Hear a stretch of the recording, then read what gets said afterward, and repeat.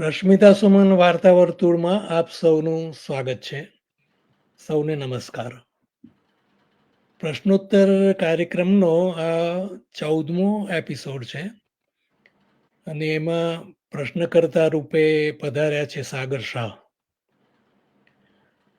હું એમનો પરિચય કરાવતા કરાવતા હું એનો પરિચય કરાવું એમ જ બોલવાનું આવું, એમનો ને બદલે એનો, તો આ ઘડીથી જ એમ કેમ ન કરું મારે.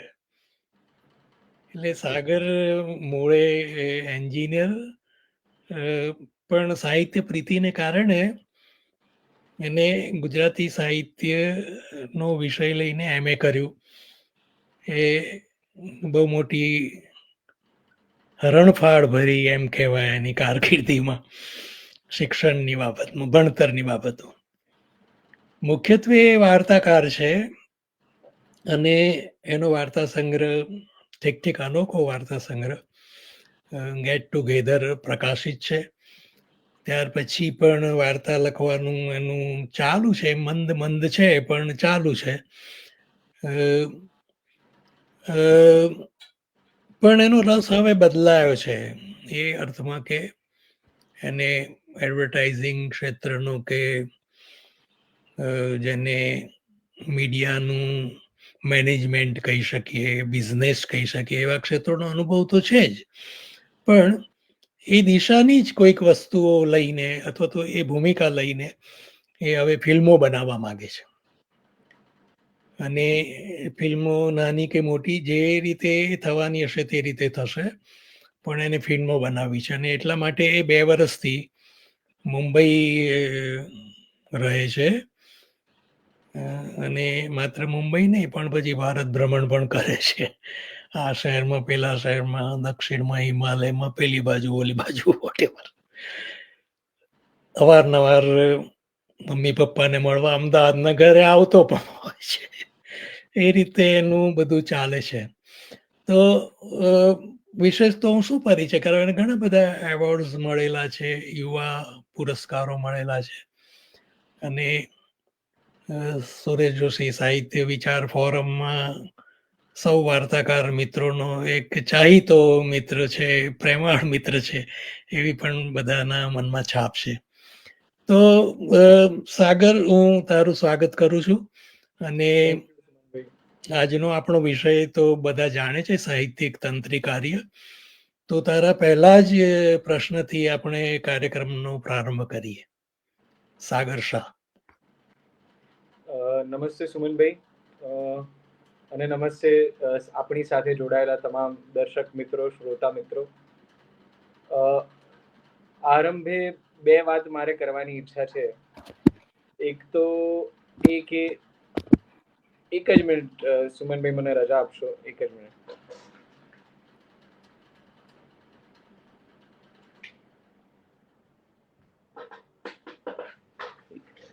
આઈ એમ સોરી, જસ્ટ બેલ વાગ્યો હતો. ઓકે. એટલે આરંભે મારે 2 વાત કરવાની છે. એક તો કે હું અત્યારે તમને સુમનભાઈ કહીને સંબોધું છું, પરંતુ જે મારા બાળપણમાં જે સંસ્કારો પડેલા છે એને કારણે આપણે ત્યાં શિક્ષકોને કે જે ગુરુ સમાજ એને ગણતા હોય એને સર કહેવાનો રિવાજ છે, જે મને થોડો ઓછો ગમે છે હવે, કારણ કે એમાં હું આપણા સંસ્થાનવાદના રહી ગયેલા ચિહ્નો જોઉં છું. એટલે હું તમને સુમનભાઈ જ કહીશ સમગ્ર સંવાદ દરમિયાન. પણ છતાં પણ કંઈક શૈશવના સંસ્કારોને કારણે તમને સર કહેવાનું બને તો દર્શકો માફ કરશે, તમે પણ મને માફ કરશો. ચોક્કસ. બીજી એક વાત એ હતી કે અત્યારે મને એવું લાગે છે સુમનભાઈ કે આપણે ઓફિશિયલી મીડિયાની દૃષ્ટિએ સોશિયલ મીડિયા અને પોડકાસ્ટ યુગમાં છીએ. હમણાં આપણે જોયું કે ટ્રમ્પની જે ચૂંટણી થઈ અમેરિકામાં, ટ્રમ્પની પ્રેસિડેન્ટ તરીકેની વરણી થઈ, એમાં પણ એમણે ન્યૂ મીડિયા અને સોશિયલ મીડિયાનો કરેલો ઉપયોગ ખાસો નિર્ણાયક રહ્યો કહેવામાં આવે છે. ખાસ કરીને જો રોગન સાથે એમણે લગભગ બહુ લાંબો 2-3 કલાકનો પોડકાસ્ટ કરેલો, અને એણે સ્વિંગ સ્ટેટ્સમાં એમને એક પ્રકારે બહુમતી મેળવવામાં મદદ કરી. એટલે આપણે ઓફિશિયલી આ પોડકાસ્ટ યુગમાં અને સોશિયલ મીડિયાના યુગમાં છે. કદાચ એ જે જેને કન્વેન્શનલ મીડિયા કહીએ એના કરતાં પણ આ સમય એ વધારે પાવરફુલ હોય તો એમાં મને નવાઈ કશી નહીં લાગે. તો એવા સમયમાં આ પોડકાસ્ટ યુગમાં આ કદાચ એક રૂઢ અર્થમાં પોડકાસ્ટ નથી કે આમ આપણે સામસામે નથી બેઠા, છતાં પણ બે વ્યક્તિઓ એક જ વિષયને લઈને પરસ્પર પ્રશ્નોત્તર કરી રહ્યા છે. એ દૃષ્ટિએ હું આ તમારા સમગ્ર ઉપક્રમને સાહિત્યને ન્યૂ મીડિયા સાથે જોડવાનું એક મૂલ્યવાન ઉમેરણ ગણું છું, અને એ વાતની હું અત્યારે સહર્ષ નોંધ લઉં છું. હવે મારો પ્રશ્ન એ છે, શરૂઆત કરીએ. એક એવું ફ્રેઝ છે, શરૂઆત કરીએ. સાહિત્યિક તંત્રી કાર્ય એટલે શું? તંત્રી એટલે શું અને તંત્રી કાર્ય એટલે શું? આમાં એવું છે સાગર કે બે શબ્દો છે. તંત્રીને અંગ્રેજીમાં એડિટર કહેવાય, અને જે સંપાદક શબ્દ આપણે વાપરીએ છીએ એને કમ્પાઇલર કહેવાય. બરાબર. આપણે ત્યાં હવે સંપાદક સંજ્ઞા વપરાઈ રહી છે. આગળના સમયમાં તંત્રી સંજ્ઞા વપરાતી હતી, અને હું તંત્રી એટલે કે એડિટર નું કાર્ય શું એ જ વાતને વળગી રહેવા માંગુ છું. સંપાદન એક જુદી પ્રવૃત્તિ બની જાય છે, એના નુઅન્સીસ જુદા છે, એની પદ્ધતિ જુદી છે, વગેરે વગેરે. મેં આપણા સામયિકોને છે ને સાહિત્યના પ્રસૂતિ ગૃહ ગણ્યા છે વર્ષો પહેલા. એનું કારણ શું છે કે આપણો કોઈ પણ લેખક હોય, કવિ, વાર્તાકાર કે નિબંધકાર, પોતાની પહેલા સામયિકોમાં જન્મે આવે છે. બિલકુલ. એટલે સામયિકમાં કૃતિ પ્રકાશિત થાય છે, પછી બધું એકઠું કરીને એ પુસ્તક કરે છે. તે પહેલા નહીં, કોઈક સંજોગોમાં સીધું પુસ્તક આવી જાય, એ જુદી વાત છે.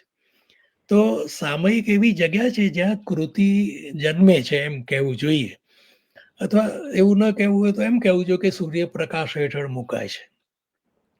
અને કોઈ નવજાત શિશુ હોય, એની સંભાળ માટે જાણે કે આ પ્રસૂતિ ગૃહમાં મૂકવામાં આવતું હોય પોતાનું વર્ક, પોતાની કૃતિ, એવી એક આપણે ત્યાં પરંપરા બની છે. તો તંત્રીઓ એ દાયણો છે કે ડાક્ટરો? તમે શું કહો છો?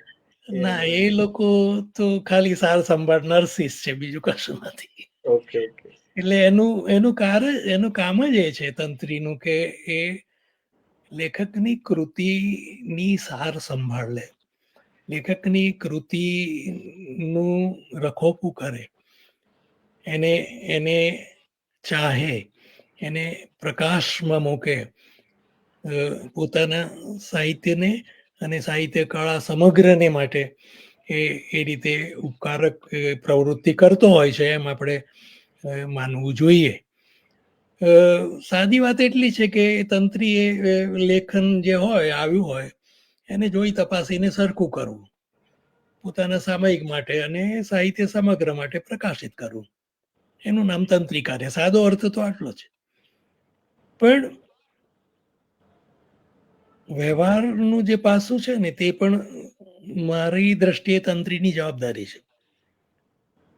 અંક નથી મળ્યો, પુરસ્કાર નથી મળ્યો, ભલે તમે અંગત રીતે તંત્રી પદ નથી કરતા કે સંસ્થાકીય તંત્રી છો, જે છો તે, પણ તમારી જવાબદારી બને છે કે તમે લેખકને આ વસ્તુઓથી પણ વંચિત ન રાખો, અને જવાબદારીપૂર્વક એ તંત્રને પણ સંભાળો, વ્યવહારના તંત્રને. જોઈ તપાસીને સરખું કરવું, એવું મેં જે કહ્યું, એમાં શું જોવાનું ને શું તપાસવાનું? તો બે વસ્તુ, વ્યાકરણ, જોડણી, એ તો ખરું જ, પણ સાહિત્યિક ગુણવત્તા કેટલી છે એને બરાબર નિરખવી, એનું નિરીક્ષણ કરવું, મૂલ્યાંકન કરતા પહેલા એનું બરાબર વાંચન કરવું, એને સમજવાની કોશિશ કરવી, અને પછી નિર્ણય કરવો કે ભાઈ આ સ્વીકાર્ય છે અથવા તો અસ્વીકાર્ય છે. નિર્ણય કરવાની ઉતાવળ તંત્રીએ ન કરવી જોઈએ. તંત્રીએ કોઈ પણ લેખનને, કૃતિને સંપૂર્ણપણે આત્મસાત કર્યા પછી જ નિર્ણય લેવો જોઈએ, એવું હું ચોક્કસ માનું છું. કેમ કે તંત્રી મુદ્રક નથી, છાપનારો, કે જે મળ્યું એ છાપી દે. એને સુધારા સૂચવવા અથવા તો પોતે કરી દેવા લેખકને કહીને, એ બે જણ વચ્ચેની સમજૂતીની વાત છે. પણ એને સરખું તો કરવું જ જોઈશે. એ ગોર મહારાજ છે એ વરકન્યાને ભેગા કરનાર, એટલે કે વાચકને અને લેખકને. પણ માત્ર એમ નથી, એ માત્ર જો ગોર મહારાજ હોય તો એનું કામ પૂરું થઈ જાય છે. ના, એવું નથી. મારી દ્રષ્ટિએ એનો રખેવાળ છે, એનો રક્ષક છે. એ કૃતિ એને ત્યાં છપાઈ એટલે છેક સુધી એ એની કાળજી કરશે અને એને કરવી જોઈએ એવું હું તંત્રી કાર્યમાં ઉમેરું છું મારા તરફથી. આ બહુ જ ઝીણી વાત છે, પણ એ વિના તંત્રી કાર્યમાં સફળતા નથી મળતી. લેખકો ને પૂછીને એને સામયિક શરૂ કર્યું નથી, બરાબર. સામયિક શરૂ કર્યું ત્યારે તો એનું અંગત સાહસ હતું ને. એટલે લેખકોએ એને ત્યાં જવું કે ન જવું એ લેખકની સ્વતંત્રતાનો વિષય છે. એ સંજોગોમાં તમે એને શરણાર્થી ગણીને ચાલો, અથવા તો મારે ત્યાં આવ્યો છે તો હવે હું એની રચનાનું જે કરવું હોય તે કરી શકું, ન એ વાત જ ખોટી છે. લેખકનું અસ્તિત્વ સામયિક ન હોય તો પણ હોઈ શકે છે, પણ સામયિકનું અસ્તિત્વ લેખકો વિના હોઈ શકતું નથી. આ બહુ જ મોટી વાત છે. એ સંબંધ વિચારીએ લેખક અને તંત્રીનો, તો આપણને થશે કે પ્રેમ અને આદરનો સંબંધ છે. તંત્રીએ મેં કહ્યું એમ પ્રમાણે રાખ રખોપું કરવાનું છે સાહિત્યનું, પોતાની ભાષાના સાહિત્યનું કે સાહિત્ય કળા માત્રનું, સમગ્રનું. ત્યારે એ એક સેવકની રીતે કામ કરે છે. બિલકુલ. કોઈ એટલે કોઈ કોઈ સાહિત્ય મોટી કળા માટેનો અધિકૃત વ્યક્તિ પ્રેમ. તરીકે નહીં, કે કોઈ મહાજાણકાર વ્યક્તિ તરીકે નહીં, સેવાના ભાવથી તંત્રી કાર્ય કરી શકાય. એટલે ઘણી વાત આપણે કરીશું. સામયિક બંધ થઈ ગયા પછી પણ એની કીર્તિ પ્રસરે છે અથવા તો પ્રેરણાદાયી બની શકે છે. એનું કારણ શું છે? આ પ્રકારનું તંત્રી કાર્ય.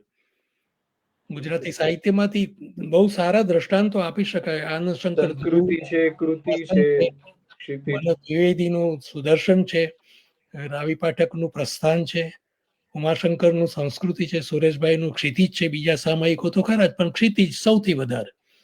તો કૃતિ તમે રેમટ વાળાનું કૃતિ. બીજો અવાજ સાંભળવો હોય તો એ અંકો લઈને તમે આજે બેસો તો તમને એમાંથી કશુંક મળે છે. એટલે પોતાનું કામ પૂરું કરીને તંત્રીઓ જતા રહ્યા, માલિકો જતા રહ્યા, એવું નહીં.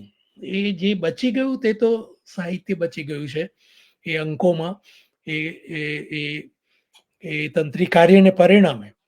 તો એ રીતે બહુ જવાબદારી ભરેલું કામ છે, બહુ પ્રેમાદરનું મેં કહ્યું પ્રમાણેનું કામ છે, અને બહુ સારી રીતે તમે આ કાર્ય કરી શકો છો. કોઈ પ્રશ્ન નથી એમાં. એમાં કોઈ મુશ્કેલી મને નથી દેખાતી. બિલકુલ. એટલે તમે સરસ અમુક સામયિકોના નામ પણ દીધા પ્રતિષ્ઠિત, અને એમાં જો આપણે ઉમેરવું હોય તો, અને ઉમેરવું જ જોઈએ એવું એક સામયિક હતું ખેવના, અને બીજું એક સામયિક હતું જેનું તમે સંપાદન કરેલું થોડોક સમય, મને લાગે છે 4-5 વર્ષ, જો હું ખોટો ના હોઉં તો, એ છે શબ્દ સૃષ્ટિ. અને શબ્દ સૃષ્ટિ એક માસિક હતું, સાહિત્યિક સંસ્થા દ્વારા ચલાવવામાં આવતું હતું.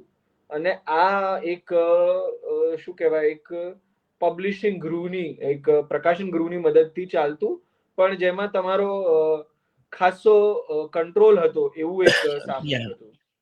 તો આ બંને સામયિકો બહુ જ જુદા જુદા ક્લેવરના હતા, એવી રીતે કહીએ તો એ બંને સામયિકોના તંત્રીકાર્યનો તમારો અનુભવ કેવો રહ્યો, અને એ સરખો એમાં શું હતું ને જુદું એમાં શું હતું, એ જાણવામાં મને થોડો રસ છે.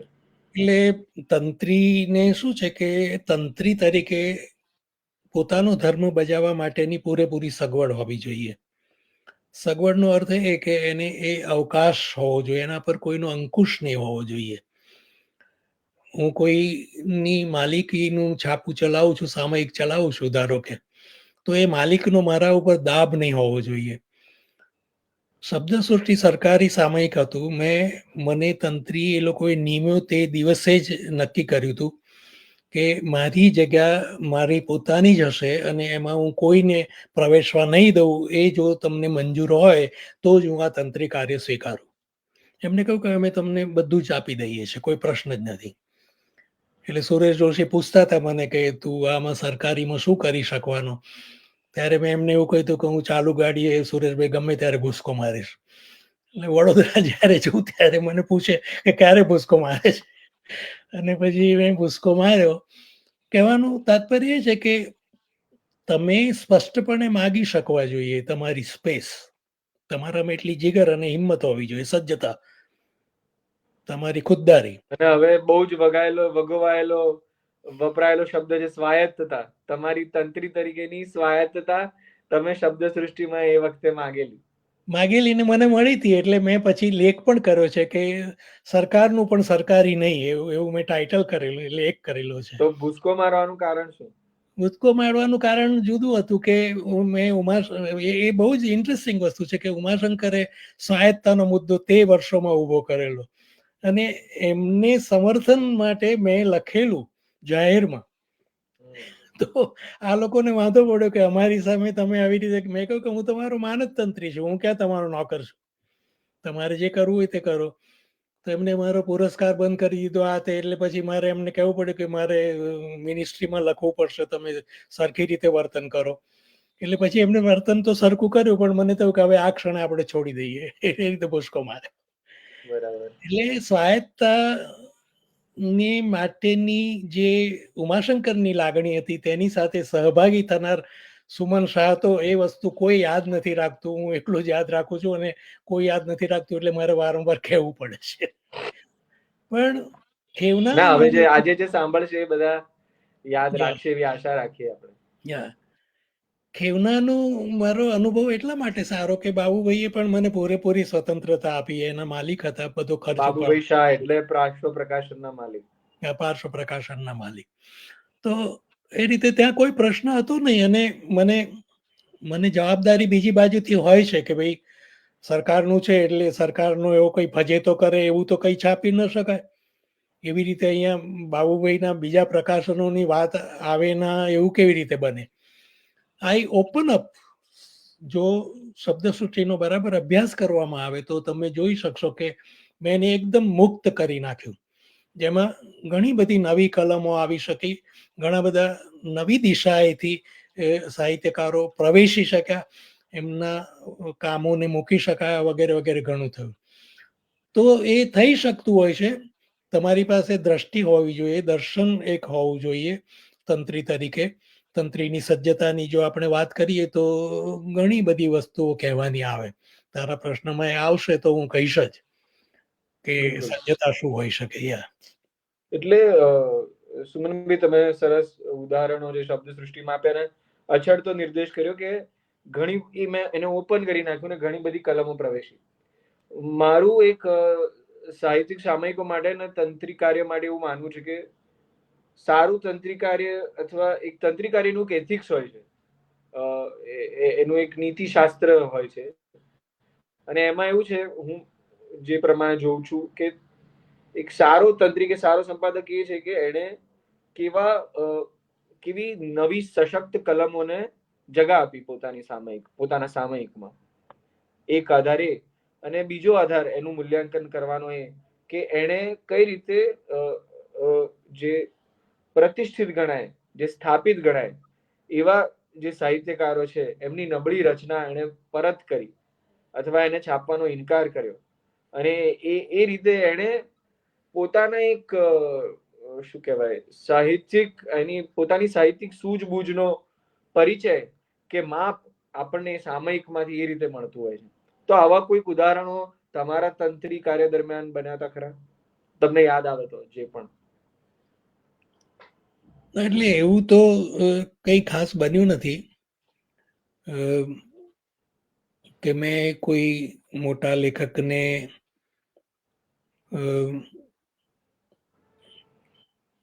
આમ જ પ્રકાશિત કરી દીધા, એવું નથી બન્યું. મારી સમજથી પ્રકાશિત કર્યા છે. અને ના પાડવાનું કોઈ એક બે પ્રસંગોમાં બન્યું હતું ને અમારી વચ્ચે સારી એવી ચર્ચાઓ પણ થઈ હતી, અને એ ચર્ચાઓનો એમને સ્વીકાર પણ કર્યો હતો. પણ એ અંગત કહેવાય, અથવા તો ઇન કેમેરા જેને કહી શકાય એ પ્રકારના ડિસ્કશન લેખકની સાથે તંત્રીએ કરવા જોઈએ, એવું પણ હું તંત્રી કાર્યમાં માનું છું.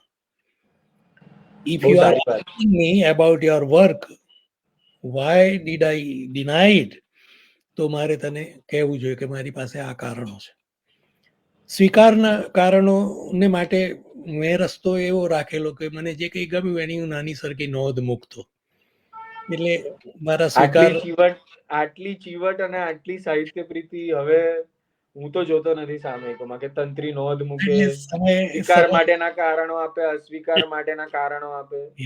મને તો એક તંત્રી એવું કહ્યું કે હું અસ્વીકાર કરું છું, પણ મને અસ્વીકારના કારણો આપતા નથી આવડતું. એટલે હું હસતો તો મનમાં ને મનમાં. મેં કહું બરાબર છે, તમે તંત્રી થયા એ હવે ઈશ્વરની મહેરબાની. એટલે હું કહેવા એ જ માંગુ છું કે પ્રેમાદરનો સંબંધ છે, અને લેખક અને તમે મિત્રો છો, અને તમે બંને જણ ભેગા થઈને સાહિત્યનું કલ્યાણ કરવા માંગો છો, સાહિત્યને પ્રગતિના પંથે મૂકવા માંગો છો. એ સંજોગોમાં તંત્રી પોતાને મોટા ભાગ ગણે અને પેલાને નાનો ગણે ને, અથવા તો નીવડેલાને માન ગણે ને, એવું બધું નહીં. તમે કૃતિને જુઓ, કૃતિમાં શું બળ છે. કૃતિમાં જો તાકાત છે તો સ્વીકારો, નથી લાગતું તો તમે કહો કે મને નથી બેસતું. કદાચ તમારી ભૂલ પણ થતી હોય તંત્રી તરીકે, ચર્ચા કરવાથી ખબર પડી શકે. અલબત્ત બધા જોડે ચર્ચા ન થઈ શકે. જે કોઈ આવી રીતે શુદ્ધ ચર્ચાની ઈચ્છાથી આવ્યો હોય, બાખડવા માટે નહીં, લડવા માટે નહીં, એની જોડે ખાનગીમાં આ રીતે તમે વિમર્શ કરો એ બહુ જરૂરી છે. આખરે સંવાદ જ છે આ તંત્રી અને લેખક વચ્ચેનો, બીજું કંઈ છે જ નહીં. કૃતિ હું છાપું છું એનો અર્થ જ એ કે મેં એને સંવાદની ભૂમિકાએ સ્વીકારી છે. મારું પણ એમાં આવી જાય છે, એનું પણ આવી છે. મારા મંતવ્યો અને એના મંતવ્યોનો સરવાળો થાય છે ત્યાં. એટલે એ સંજોગોમાં મને એવું કંઈ થયું નથી. કે પણ મારી એક છાપ રહી કે મને કંઈ બહુ મોટા લેખકોએ આવીને કંઈ મદદ કરી કે વિદ્વાનોએ ચર્ચાઓ કરી, એવું બધું ન થયું. અને મેં પ્રયત્નો તો કર્યા, પણ એમને કદાચ એમ હશે કે અહીંયા શું ચર્ચા કરવી, એવું પણ હોય છે લેખકોને. અને એવું હોઈ શકે કે આ મેગેઝિનમાં આપણે શું ચર્ચા કરવા માટે બીજી કોઈ જગ્યાએ, એવી ઘણી બધી આપણા સાહિત્ય જગતમાં કોઈ પણ પ્રવૃત્તિને કોરાણે મૂકવાના કે બાજુએ મૂકવાના કારણો બધાને મળી રહેતા હોય છે. એટલે આ પાર્શ્વ પ્રકાશનનું સામયિક છે એવું અમુક લોકો એવી વાત ચલાવતા હતા. વોટ એવર, એવી આમ શું કહેવાય જેને લૂઝ સ્ટોક કહી શકાય જેને. એટલે તે વખતે પણ હું એમ કહું કે દરેક વખતે પ્રકાશિત કૃતિની સામે જુઓ, તંત્રીની સામે ન જુઓ. એ કૃતિનું મૂલ્યાંકન કરો, એ કૃતિમાં કેટલો દમ છે, કેટલો પ્રાણ છે, કેટલી સાહિત્યિકતા છે, તેની તપાસ કરો. આ બધાનો આધાર સ્વીકાર અને અસ્વીકાર પર છે. સ્વીકાર અને અસ્વીકારની જે પાર્શ્વ ભૂમિકા છે ને, તે શું છે? તંત્રીની પોતાની સાહિત્યિક પ્રતિભા. એક લિટરરી જીનિયસ તરીકે, અથવા તો એક લિટરરી ફિગર તરીકે એની પાસે શું છે, સંપદા શું છે એની પાસે સાહિત્યના ઇતિહાસનું જ્ઞાન છે, ગુજરાતી ભાષાના કે ભારતીય ભાષાઓના કે વિશ્વની જાણીતી ભાષા અંગ્રેજીના વગેરે વગેરે. એને સર્જનાત્મક સાહિત્યની શી ખબર છે? કમ્પેરિઝન ક્યાંથી આવશે? સાર્વત્રિક ધોરણો એને ક્યારે જાણવા મળશે? જ્યારે એની દ્રષ્ટિ વિશાળ હશે ત્યારે. એટલે આ બધું જો એની પાસે હોય અને એની એક પોતાની પ્રતિમા હોય, પ્રતિમાનો અર્થ એક એની એક ઇમેજ હોય. આનંદ શંકર ધ્રુવ સામયિક તો પછી શરૂ કરે છે, પહેલા શું છે? મણીલાલ કે કોઈ પણ સાહિત્ય પુરુષ તરીકે જાણીતા થયા હોય છે એમના બીજા કામોથી, સર્જનો, લેખનો વગેરેથી. અને પછી એમના સામયિકમાં એ બધી વસ્તુઓ જુદી જુદી રીતે આવતી હોય છે. તો પ્રતિભા અને પ્રતિમાને હું પાર્શ્વ ભૂમિકા ગણું સ્વીકાર અને અસ્વીકાર માટે. અને એ સંજોગોમાં જો ઘણા સાહિત્યને માટે કહેતા હોય છે કે આપણા સાહિત્યના વિકાસને માટે હું તો સામયિક ચલાવું છું, પણ ત્યારે પણ એને સાર્વત્રિક ધોરણોએ જ સ્વીકાર અસ્વીકાર કરવો જોઈશે.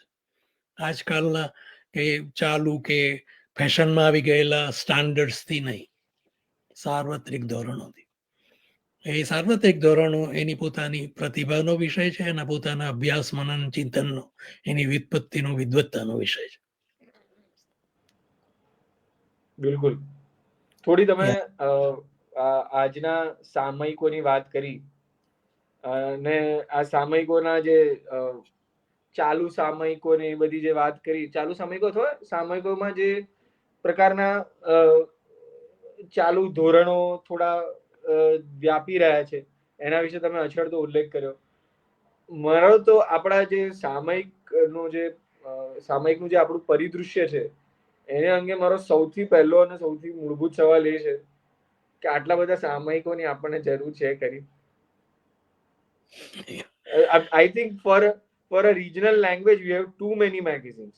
આટલા બધા સામયિકોને પણ કોઈને આપણે રોકી તો શકતા નથી સામયિક કાઢવું હોય તો એને, બરાબર. એટલે એ સંખ્યા તો વધતી જશે અને એના પર આપણું કોઈ નિયંત્રણ નથી. એના નિયંત્રણનો એક જ રસ્તો છે કે જે સામયિકમાં કશો દમ નથી, જ્યાં સામાન્ય લેખકો જ લખે છે અને જ્યાં સાહિત્ય વસ્તુ, સાહિત્ય પદાર્થ પણ નહિવત છે, એ આપોઆપ જ મરી જવાના છે અથવા તો એની રીતે ચાલ્યા કરશે ખૂણામાં. એવા સામયિકો આવે છે ને જાય છે. બાળ મરણ એવો શબ્દ આપણે ત્યાં વપરાય કે નાનપણમાં જ એનું પતી ગયું, તો એ તો એની મેળે જતા રહેશે, એની ચિંતા નથી. પણ જે મુખ્ય સામયિકો છે જ્યાં પ્રતિભાવંત તંત્રીઓ બેઠા છે, સહૃદય પ્રતિભાની વાત જવા દઈએ, સાચા અર્થમાં જેની પાસે ભાવનની શક્તિ છે, વિવેચન ને સમીક્ષા ને બધું પછી આવે, સિદ્ધાંતો પછી આવે, પણ એક આત્મસાત કરી શકે છે કળા પદાર્થને તંત્રી, એટલું તો હોવું જ જોઈએ. અને જો એની પાસે એ છે અને એનું જો સામયિક છે તો એ જ સામયિકો ચાલશે ને એ જ સામયિકો આકર્ષણનો વિષય બનશે, ત્યાં જ લેખકો જવાનું પસંદ કરશે અને પેલા એની મેળે જ પતી જશે. એટલે જરૂરત તો નથી આટલા બધાની, પણ તમે એને રોકી નથી શકતા. તમારા હાથની વાત નથી. મારે સામયિક હું કાઢવું તો હોય અનુરોધ કરું છું, લેખકોને પણ અનુરોધ કરું છું. કદાચ મને હું જાણતો નથી કેટલું સારો ગણાય અનુરોધ, પણ હું એવું માનું છું કે આ એક તો પરિષદ તરફથી પ્રગટ થતું સામયિક પરબ છે, બીજું આ ક્ષિતિજ સંશોધન પ્રકાશ કેન્દ્ર તરફથી પ્રગટ થતું સામયિક એત જ છે, અને બીજા એક બે સમર્પણ જેવા લાઈફ લિટરેચરના મેગેઝિન ને બધા, તો એનામાં ના પ્રગટ થાય તો પછી તમે સીધું ફેસબુક પર જ કરો એમ. પછી બાકી બધા મેગેઝિનોમાં આમાં થઈ શું રહ્યું છે કે કોઈ આ જે 3 મેગેઝિનો જે મુખ્ય ગણાય, જે 3 ને બીજા એકાદ તમે ગણી નાખો તો 3-4 મેગેઝિનો જે મુખ્ય ગણાય, એની પણ વ્યવસ્થિત સમીક્ષા નથી થતી. એની ગુણવત્તા અંગે પણ કોઈને કશી ચિંતા નથી થતી. બધા એટલું બધી વિખેરાઈ જાય છે આમાં આખી પ્રવૃત્તિ. એટલે સમીક્ષાનો એક સારામાં સારો રસ્તો એ છે, મેં કહ્યું એમાં અંગતપણે તો કોઈને આપણે રોકી નથી શકતા, અને લેખકોને પણ તમે અહીંયા જાઓ ને ત્યાં ન જાઓ અથવા તો એવું ના ફેસબુક કહી એવું શકાય. આપણે કહી શકીએ, મિત્રોને કહી શકીએ, બાકી એવો કોઈ નિયમ નથી બનાવી શકાતો.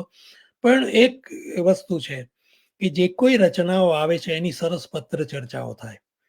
આધુનિકતાના સમયનું જો કોઈ એક મુખ્ય લક્ષણ ગણવું હોય તો તે પત્ર ચર્ચા હતું.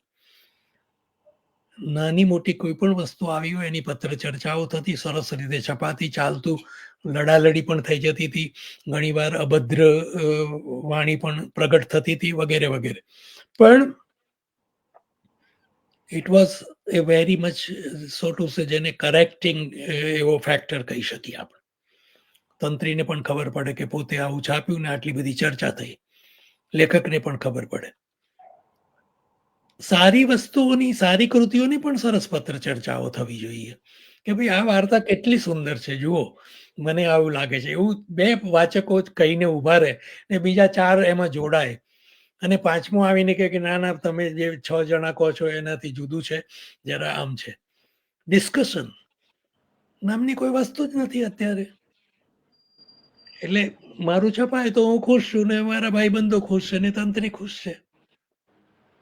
પછી હું હું સારો ફોટા મૂકું છું સોશિયલ મીડિયા પર કે મારું આ મેગેઝિનમાં પ્રગટ થયું. આ સંપાદકનો ખૂબ પ્રકારની ખૂબ આભાર. સંપાદકનો ખૂબ ખૂબ આભાર.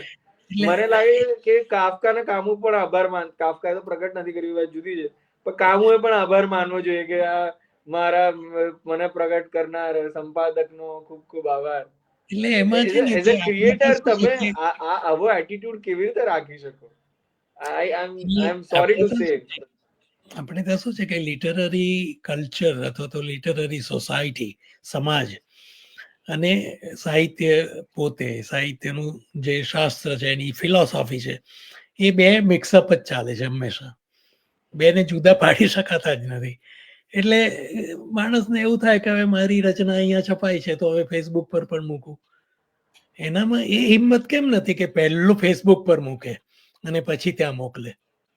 એવું કેમ નથી કરતા? સારી વાત. અથવા તો ફેસબુક પર જ મૂકે અને બીજે ક્યાંય ન મૂકે, એવું કેમ નથી કરતા? તંત્રીના કે સામયિકના સિક્કાની, એની મંજૂરીની આપણને જરૂર શું કરવા પડવી જોઈએ? આપણે એવા સમયમાં જીવીએ છીએ જ્યારે આપણે આપણી રચનાઓ આ રીતે સોશિયલ મીડિયામાં જાતે જ પ્રગટ કરી શકીએ છીએ અને મિત્રો એની મેળે ચર્ચાઓ કરશે, સારું છે નથી સારું, એ ચર્ચાઓ નથી થતી, ત્યાં પણ એ તકલીફ છે. ડિસ્કશન નથી, સમીક્ષા નથી. એટલે સુરેશભાઈએ કહેલું કે ભાઈ વિવેચનનો અંત તો અંત ક્યારનો આવી જ ગયો છે, આ અર્થમાં કે કોઈ કશી ચર્ચા જ ન કરે તો એ સાહિત્યમાં ગુણવત્તા કેટલી છે, નબળાઈ કેટલી છે, મર્યાદા કેટલી છે, સામયિકની મર્યાદા કેટલી છે, તંત્રીની કેટલી છે, શું ખબર પડે? This is a matter to discuss out. પિયર ગ્રુપ્સની વાત હું આવતા મારા લેખમાં કરી રહ્યો છું કે પિયર ગ્રુપ્સ આપણે ત્યાં ક્યાં છે અત્યારે? રસરૂચિ ધરાવતા મિત્રોની મંડળી, એનું જૂથ, એ લોકો ભેગા થઈને ચર્ચાઓ કરતા હોય. પોડકાસ્ટની તે વાત કરી, એ પ્રકારના કેટલા બધા ચાલે છે દુનિયામાં તો. અને મારી એમાં આર્ગ્યુમેન્ટ એવી છે એ લેખમાં કે આટલા બધા પિયર ગ્રુપ્સ હોવા છતાં અને ઇન્ટરનેટમાં આટલા બધા પ્લેટફોર્મ્સ હોવા છતાં પ્રસરણ નથી. પ્રસરણ ઇન ધી રાઇટ સેન્સ, એનું જીલણ નથી, સ્વાગત નથી. બધા હા બરાબર છે, ચાલો બરાબર બરાબર, આ પ્રકારનું એક ડોલરમ પ્રવર્તે છે. આ પ્રકારનો એક ડેડલોકનો અનુભવ થઈ રહ્યો છે બધા ક્ષેત્રોમાં અને બધી જ જગ્યાએ. એમાં મીડિયા ને બધા અને ઇન્ટરનેટ ને એઆઈ ને બધા જ કારણભૂત પરિબળો છે.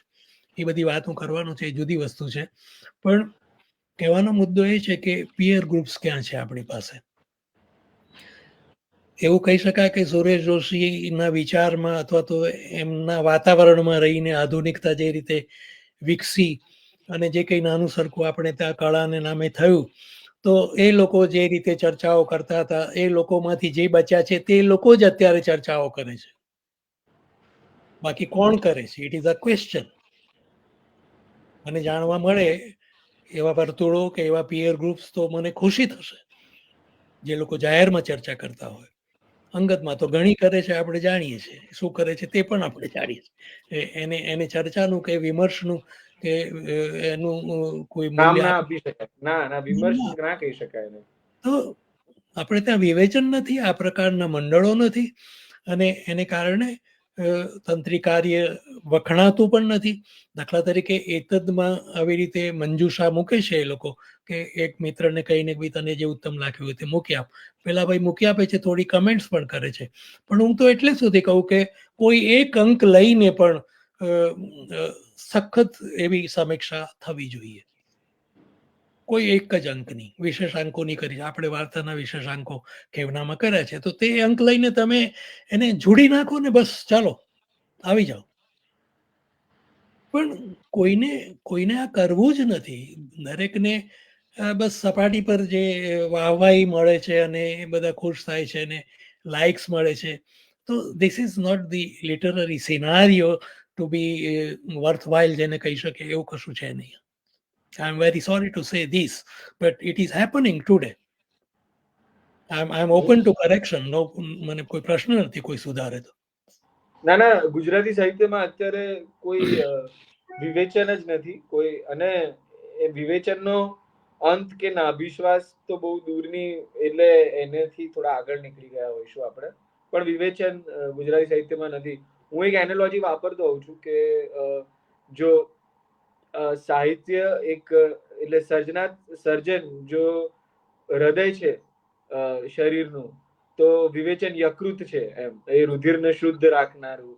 એટલે એક છોટું છે એક સારું એટલે સારું એટલે એ જરૂરી છે. પણ હવે એ આખું જે સંવાદનું વાતાવરણ સર્જાતું નથી.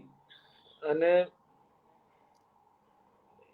મારે એક કરેક્શન આમાં એ પણ કરવાનું છે કે મેં કહું હતું કે 2-4 મેગેઝિન હોવા જોઈએ, એ મેં મેઇનસ્ટ્રીમના મેગેઝિનની હું વાત કરી રહ્યો હતો. દલિત સામયિકો હોય, નારી સામયિકો હોય, મધ્યકાલીન સંશોધનના હોય, સંશોધનના એ વાત જુદી છે. પણ આ મેઇનસ્ટ્રીમ જે જનરલ લિટરેચરના મેગેઝિન્સ છે, એમાં જે આટલો બધો ફેલાવો અને વ્યાપ છે એની વાત કરતો હતો. મારો જે હવે પછીનો સવાલ છે સુમનભાઈ, એ તંત્રીલેખ વિશેનો છે કે કેટલા બધા સામયિકો છે, નામ દઉં કે ના દઉં એવો અત્યારે બહુ મને દ્વિધા થઈ રહી જરૂર છે. નથી, બધા જાણે છે. પણ એક સામયિક છે જેમાં સંપાદકીય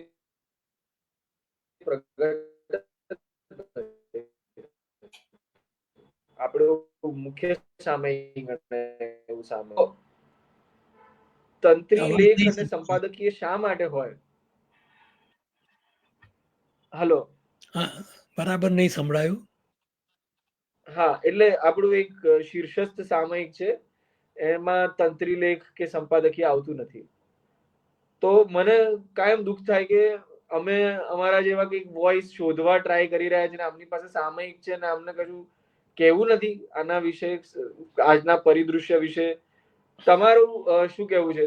તંત્રીલેખ કે સંપાદકીય નું શું અગત્ય, શું મહત્વ છે અને શા માટે હોવું? તંત્રી લેખ હોવો જ જોઈએ એવું હું માનું છું. એટલા માટે કે પ્રાદેશિક ભાષાના જે સામયિકો છે ને તે એક અર્થમાં સાહિત્યિક પત્રકારત્વનો વિષય છે. જેમ છાપુ સમાચારો આપે છે એમ સામયિકો એ પુસ્તકો, નવા પુસ્તકો, પ્રકાશનોની માહિતી આપવી જોઈએ. એટલું જ નહીં, એ લોકોએ અવલોકનો પણ કરાવવા જોઈએ. હું તો એટલી સુધી કહું કે દરેક સામયિક પાસે નિયુક્ત એવા 3 થી 5 અવલોકનકારો હોવા જોઈએ, જે લોકો દરેક અંકમાં 2 કે 3 પુસ્તકોના અવલોકનો આપે અને એક ખાસ્સો એવો જથ્થો.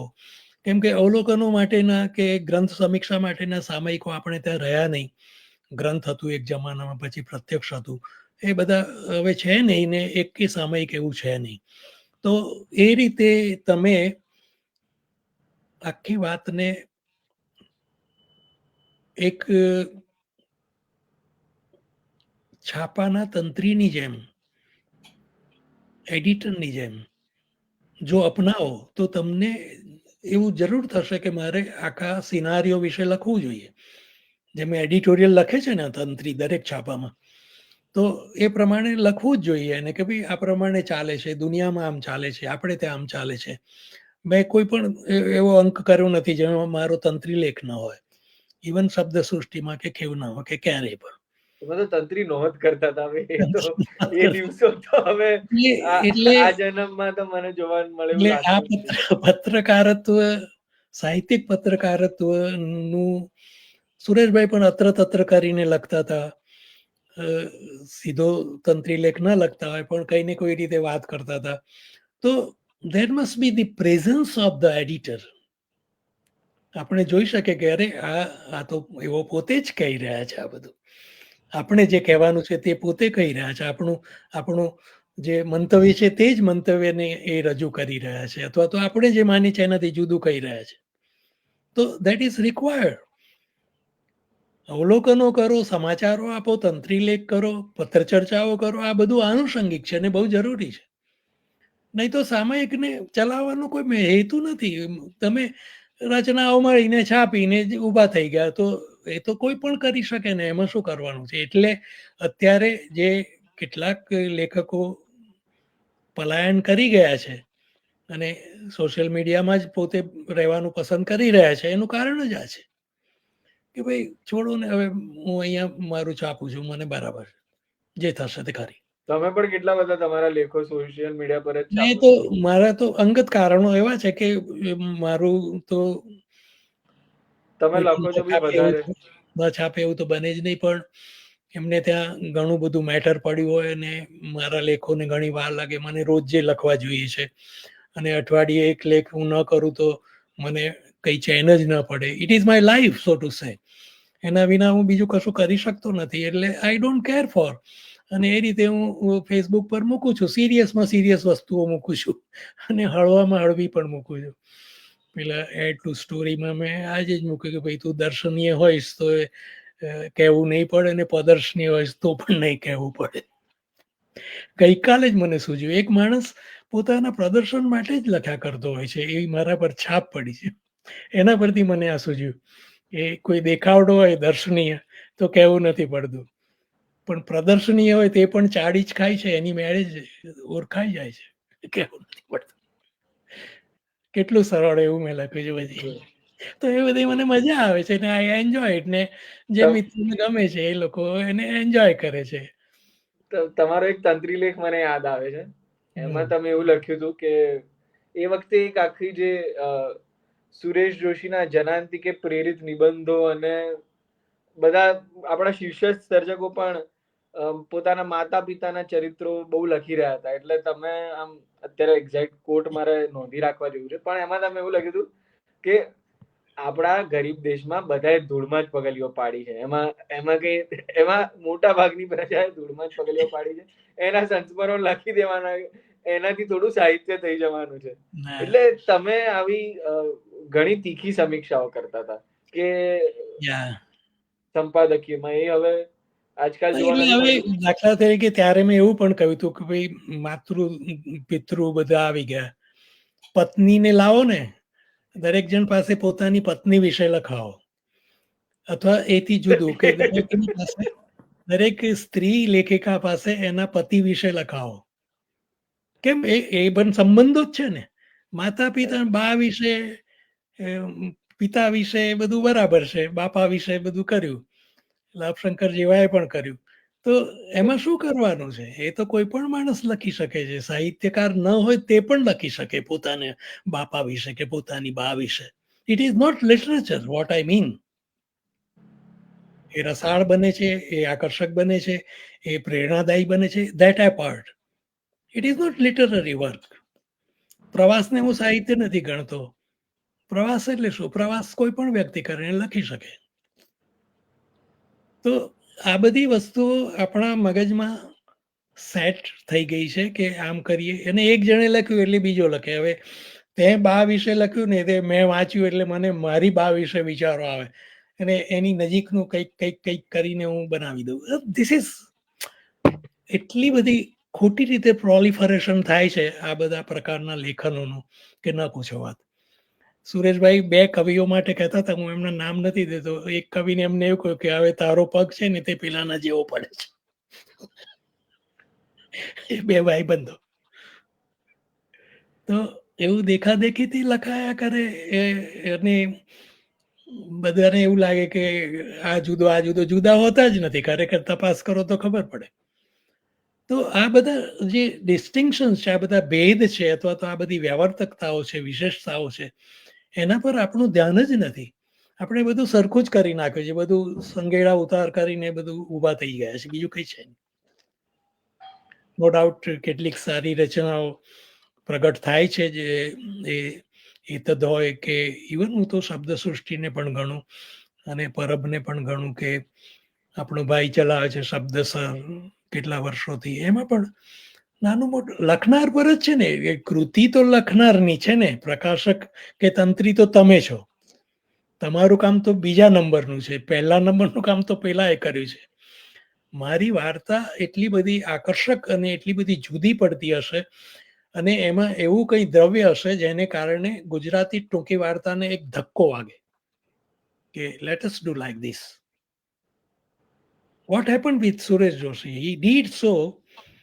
ઘટના તત્વનો રાસ એવું બોલીને જે કંઈ કર્યું એનાથી શું થયું? ધક્કો વાગ્યો. કે ના, you create your own space. ઘટનાની વિગતોમાં ન પડ્યો રહે, એની સનસનાટીમાં ન પડ્યો રહે, એના ચિત્રણો ન કર્યા કર. તારે માટેની જગ્યા બનાવ, ઘટનાને ઊંડે લઈ જા, તિરોધાન કરી નાખે. It was a very good kind of so to say guidance. એમની પોતાની રચનાઓમાં કેટલું થયું છે તેની તપાસ કરવી જોઈએ. ખરેખર તો કરી શક્યા છે, કેટલીક વાર્તાઓમાં કરી શક્યા છે, જરૂર કરી શક્યા છે, અને જગ્યા મળી ત્યારે એ જગ્યામાં અતિશય પણ થયો છે, એવું પણ હું આજની તારીખે કહી શકું, જે તે દિવસોમાં મને નહોતું સૂઝ્યું. That apart.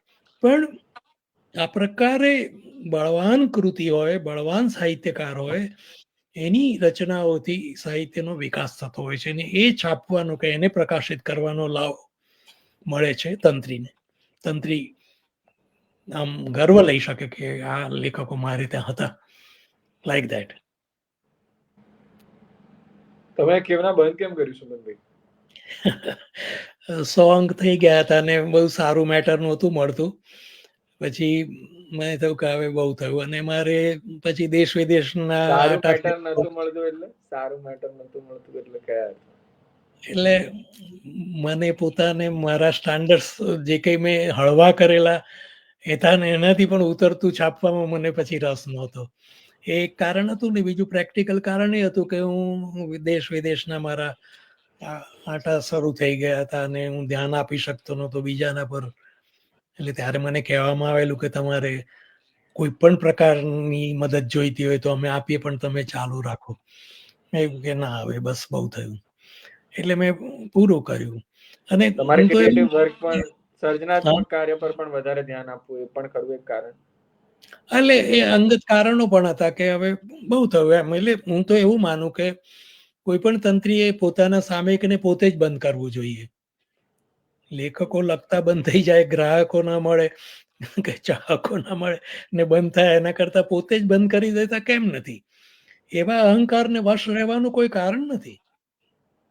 શા માટે? સારી વાત, સારી વાત. નહીં ભાઈ, ચલો પૂરું થયું. હવે મારા સામયિકમાં નથી આવતા સારા લેખકો, સારું મેટર નથી આવતું, તો મારે એને ચલાવ્યા કરવાની કોઈ જરૂર નથી. મારી કોઈ એવી જવાબદારી નથી. જવાબદારી હું જે છાપું તે વિશે છે. એ વાહ, સામયિક સારી ચલાવવું એ મારી જવાબદારી નથી. એ ચાલે સારી પણ વાત. ખરું, ન પણ ચાલે, પણ એમાં હું જે મૂકું તેની જવાબદારી મારી છે. એ વિકાસ પ્રેરક હોવું જોઈએ. હા, એટલે અત્યારે એક બસ એમ જ સુરેશ જોશીની વાત ચાલતી હતી, પત્ર ચર્ચાની વાત ચાલતી હતી, તો એક ઉદાહરણ મને યાદ આવ્યું કે સુરેશભાઈએ, મેં જે સાંભળ્યું છે, આ કદાચ આમાં કદાચ થોડો દંતકથાનો પણ અંશ હોઈ શકે, કે એમણે પત્ર પોતે જ લખ્યો હતો અને જવાબ પણ પોતે લખ્યો હતો. એવું એવું બનતું હતું ઘણી વાર. એટલે એક એક પ્રકારની એમની તંત્રી તરીકેની નિસ્બત હતી. એક નવલકથા હતી જ નહીં, અને એ નવલકથા છે એવું કરીને એમને લખ્યું. એનું વિવેચનને એક જણે તો માની પણ લીધું કે આ સુરેશ જોશી કહે છે એટલે કેટલું સાચું. એને એ ભાઈ તો કઈ અવલોકન કરવા જતા હતા એ કૃતિનું. પછી અમને ખબર પડી કે ના ના, આ તો આ પ્રમાણે છે. તો સુરેશભાઈ એવું કરતા હતા. એમને છદ્મ નામોથી પણ ઘણી બધી ચર્ચાઓ લખી છે. એટલે હા, એ જ વાત એની કરું છું એની કે એની ચળ અથવા તો એની લાય કેટલી છે તે તમે જુઓ. એને એમણે બીજી રીતે ગુલાબદાસ બ્રોકરમાં, ગુલાબદાસ બ્રોકરની વાર્તાઓ વિશે કોઈક સ્ત્રી તરીકે એમણે પત્ર લખેલો અને પછી જવાબ આપેલો કે હા, તમારી વાત થોડી સાચી છે. એટલે એમણે એવો વિરોધ કરેલો કે આમાં હજી પણ નારી અવાજ છે, એને બરાબર અભિવ્યક્તિ નથી મળી. તો સુરેશ જોશીએ પછી એમ જવાબ આપેલો કે તમારી અમુક વાત અમુક રીતે સાચી છે. એટલે ધેટ એપાર્ટ, પણ આપણે જોવું જોઈએ કે એ વાત કરીને એ કહેવા શું માંગે છે, કથયિતવ્ય શું છે. નહીં, એ ચર્ચા ઊભી કરવા માંગે છે. આવી ના, આ હું એ ચેષ્ટા રીતે નથી કહેતો. આઈ એમ નોટ સેઇંગ કે હી વોઝ ક્રિટિસાઇઝિંગ. એ તો હવે એક વાત, એમાં કઈ ખોટું નથી. લેખકોએ જોવું જોઈએ કે આવી ચેષ્ટા કરીને એ શું કરવા માંગે છે. એની એની આ ના, લાય, સલામ છે આવી ચેષ્ટાને કે જ્યારે એની એ એની એ છળ જુઓ. એમને એવું એની લાગતું હોય કે ચર્ચાનું વાતાવરણ નથી, તો આવી રીતે ચર્ચા ઊભી એમ કરવાનું પણ કરવું જોઈએ, એમણે એમ જે પણ ખેડ્યું, એમાં કશું ખોટું નથી. બહુ સારું કહેવાય. પોતે આપણે પણ પોતે આવું કરી શકીએ.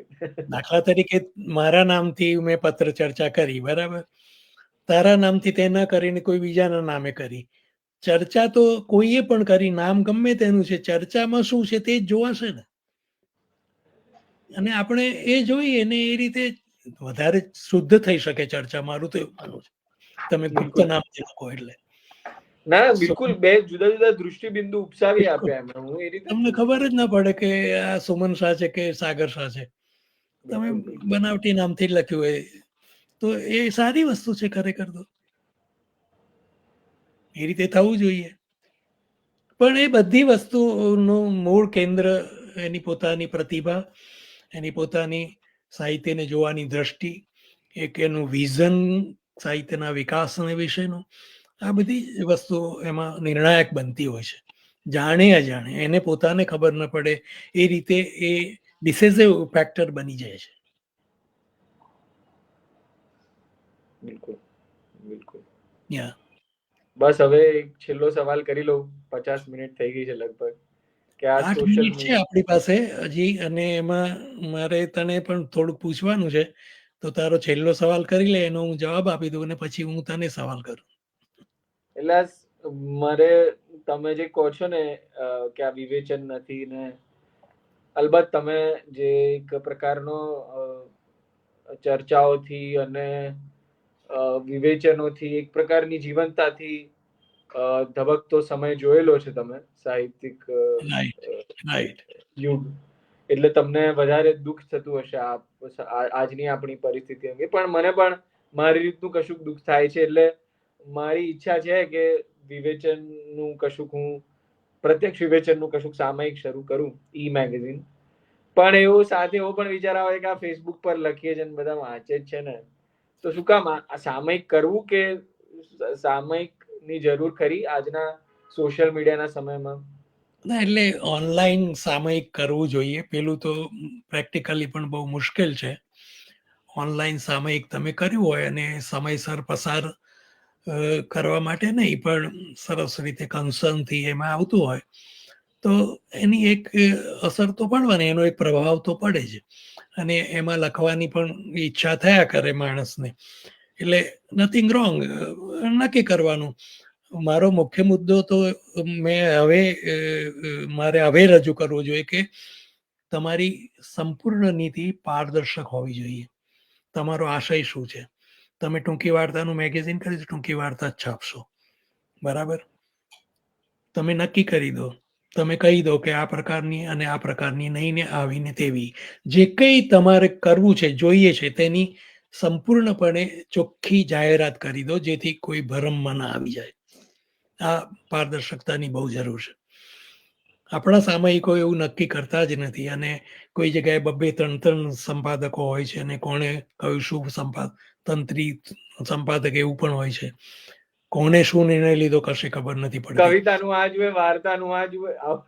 મને તો મેં યા કહ્યું આ બહુ એટલે યા ગમે એવી ના, એવી પરિસ્થિતિ એવી બની જાય. ક્લેરિટી હોય તો સારી વસ્તુ છે. તમને ખબર ના પડે ને કે ભાઈ એવી મારા એવી સ્પષ્ટ એમની નથી એવી હોતી. કોઈ એ નથી હોતી. એટલે એવી પૂરેપૂરી સ્પષ્ટતા સાથે અને એવા પૂરેપૂરા શુદ્ધ આશયથી તું સામયિક શરૂ કરે તો એમાં કશું ખોટું નથી. ચાલશે, એની મેળે ચાલશે. ના ચાલે તે દિવસે બંધ કરી દેવાનું, ઊભા થઈ જવાનું, નથી રમતા એમ કહી દેવાનું. બિલકુલ. હવે તો મારે તમે તને પણ લખશો એવું આમંત્રણ આપું છું તમને. જો સામયિક શરૂ થશે તો તમે પણ હું તો આ લખું જ છું ને, ત્યારે ત્યાં લખીશ, મને શું વાંધો છે. યા અને એવું પણ કરી શકાય. એક સામયિક હતું ડિસેન્ટ, અસંમતિ, એનું શીર્ષક જ એ પ્રકારનું, એનું નામ ભૂલી ગયો હું, નહીં અત્યારે યાદ નહીં આવે. કે તમે અસંમતિની જ વાત કરવા માંગો છો. એ તમારા સામયિકનો વિષય જ એ છે કે તમે સંમત થતા જ નથી જે થઈ રહ્યું છે. એટલે કડક ટીકાઓ, સમીક્ષાઓ બધું ત્યાં આવી શકે, ચર્ચાઓ આવી શકે, બધું આવી શકે. અલબત્ત શિસ્તમાં, અભદ્ર કશું ના આવે એની કાળજી રાખવી પડે. એવું પણ કરી શકાય. હવે મારે તને જે સવાલ કરવાના છે તે આ છે કે તું જે ફિલ્મ લાઈનમાં જઈ રહ્યો છું, એમાં તો તારી તારી ગતિ ઘણી છે અત્યારે. એનો પુરુષાર્થ ની કેળવણી માટેની એ ચાલી રહ્યું છે. પણ તું જ્યારે એન્જિનિયરિંગ છોડીને સાહિત્ય પ્રતિ ગયો અને તે MA પણ કર્યું, તો અધ્યાપક ન થવાનું અને આ રીતે ફિલ્મની દુનિયામાં જવાનું ને એવું બધું જે તને કારકિર્દીમાં આટલા મોટા મોટા ફેરફારો કરવાનું જે સૂઝ્યું, એન્જિનિયરિંગમાંથી સાહિત્ય ને સાહિત્યમાંથી ફિલ્મ, સાહિત્ય અને ફિલ્મ વચ્ચે હું બહુ તફાવત નથી ગણતો, બંને સર્જનાત્મક પ્રવૃત્તિઓ છે. પણ એન્જિનિયરિંગ જેવી વસ્તુ છોડીને તું જ્યારે આમાં આવે છે, તો did you ask any question to yourself કે વોટ ઇઝ ધેટ, મારામાં એવું શું છે જે હું ફૂલફિલ નથી કરી શકતો અથવા તો નથી વળગી રહી શકતો અથવા તો છોડી દઉં છું, એન્જિનિયરિંગને છોડી દઉં છું તો કેમ, વગેરે વગેરે. Kind of introspection, self introspection. બહુ ઇન્ટરેસ્ટિંગ સવાલ છે, કારણ કે આ તમારો સવાલ પૂરો થાય પછી હું વાત કરું. બસ આટલું જ મારે પૂછવું છે ઇન જનરલ. એટલે આ બહુ તમે મને એકદમ સ્પોટમાં મૂકી દીધો અત્યારે. એ વખતે એટલું બધું નહોતું વિચાર્યું, પણ મને અભ્યાસ દરમિયાન જ ઓછો રસ પડતો હતો. અને પછી હું જે સુજો સાફોમાં આવ્યો ને, that was like very turning point of my life, એવું મને લાગે છે.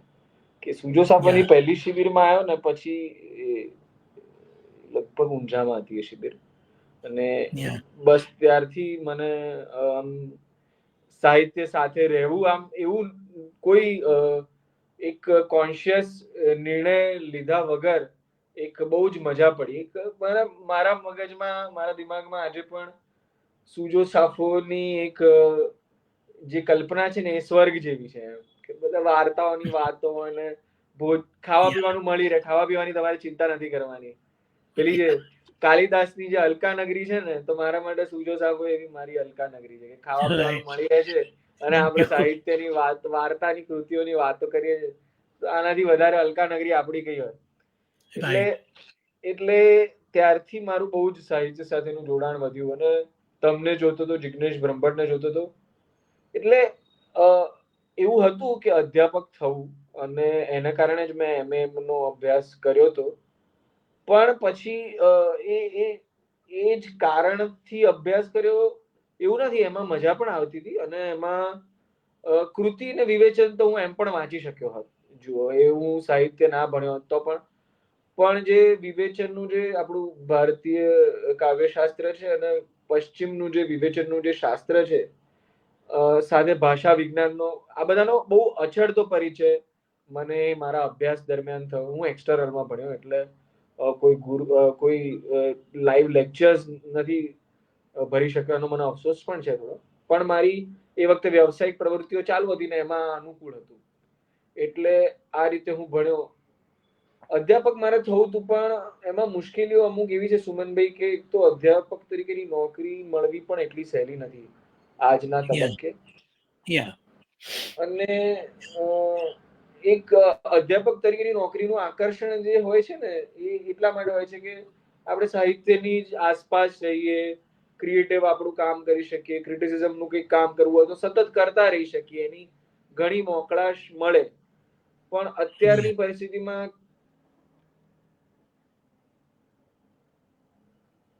શું થયું? સોરી, ડિસ્કનેક્ટ થઈ ગયો. અત્યારની પરિસ્થિતિમાં ક્યાંક મને એવું લાગે છે કે કદાચ એવી મોકળાશ ના મળે, અને as a creative person, as a literary person, અને એઝ એન ઇન્ડિવિજ્યુઅલ મને ફ્રીડમ મારી બહુ ગમે છે, અને મને એવું લાગે છે કે આ વ્યવસાયમાં કદાચ મારી ફ્રીડમ એટલી ના જળવાય, એવું આ તબક્કે હું ફીલ કરું છું. પણ આઈ નેવર સે નેવર ટુ એનીથિંગ. ઓકે, આ ફિલ્મ બનાવવાની જે વાત છે, ફિલ્મ નિર્માણ અથવા તો સર્જન, એ દિશામાં તું જે અત્યારે પૂર્વ ભૂમિકા રચી રહ્યો છો, તો એને વિશે કઈ બે વાત તું કરી શકે? ક્રિએટિવ એફર્ટ તરીકે એને તું કઈ રીતે ઘટાવે છે?